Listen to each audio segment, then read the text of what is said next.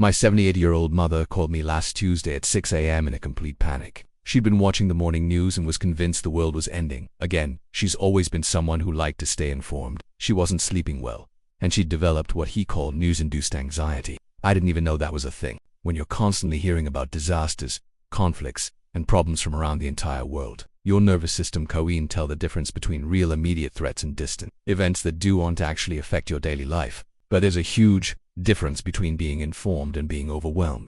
My mom was learning about every single tragedy, scandal, and crisis happening anywhere in the world, multiple times per day, often with repetitive coverage that just reinforced the same fears over and over. Instead of worrying about conflicts on the other side of the world that she can't influence, she's now more engaged with local issues where she can actually make a difference. She's joined a book club, started taking watercolor classes, and spends more time in her garden. The mental space that was once filled with anxiety about world events is now filled with creativity and social connection.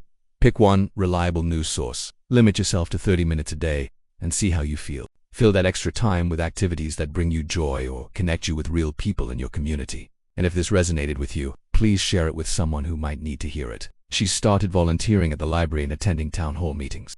You will probably be better equipped to handle the real issues in your life when you're not constantly overwhelmed by problems you can't solve. Your mental health, your physical health, and your relationships will thank you. But apparently it's becoming incredibly common among older adults. First, we established news boundaries. Instead of all-day news consumption, she now gets her news from one trusted source for 30 minutes in the morning. No evening news, no constant updates, no scrolling through news apps on her phone. The constant stream of negative information was literally affecting her physical health, which I respected. But somewhere in the last few years, staying informed became staying terrified. Her blood pressure is back to normal. She's sleeping better.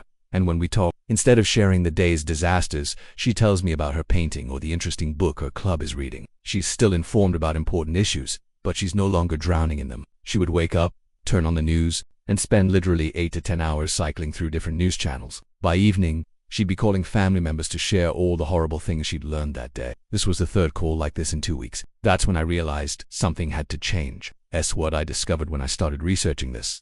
The way news is delivered today is fundamentally different from when our parents and grandparents first developed their news-watching habits. Decades ago, you got the news at 6 p.m. and 11 p.m., maybe read a morning paper, that was it. Now, it's 24/7, designed to keep you watching. And it's optimized for outrage and fear because that's what keeps eyeballs on screens. Not just for her, but for millions of seniors who are literally making themselves sick by consuming news all day long.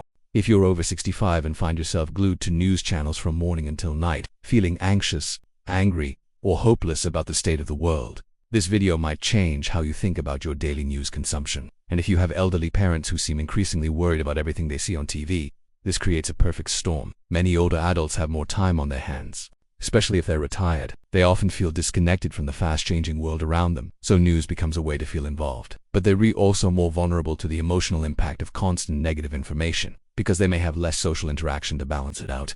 Please share this with them. Let me tell you what happened with my mom. Her doctor told her that her blood pressure had spiked. Here for seniors especially. The human brain is undesigned to process the volume of tragic information that comes through our screens every day. Now, I'm not saying seniors should be uninformed or stick their heads in the sand. Staying connected to your community and country is important. So here's what we changed, and the results have been remarkable. Second, we shifted our focus to local and community news. Third, we replaced news time with activities that actually enrich her life. The change in her overall well-being has been incredible. If you're a senior who recognizes yourself in this story, or if you have elderly parents who seem consumed by news anxiety, here's my challenge. Try a 1-week news diet. The world will keep spinning without you monitoring every crisis 24/7. In fact, have you noticed news consumption affecting your anxiety or that of an older family member? What strategies have worked for you? Share your thoughts in the comments below. Thanks for watching, and remember, staying informed is important, but staying sane is more important. I'll see you in the next video.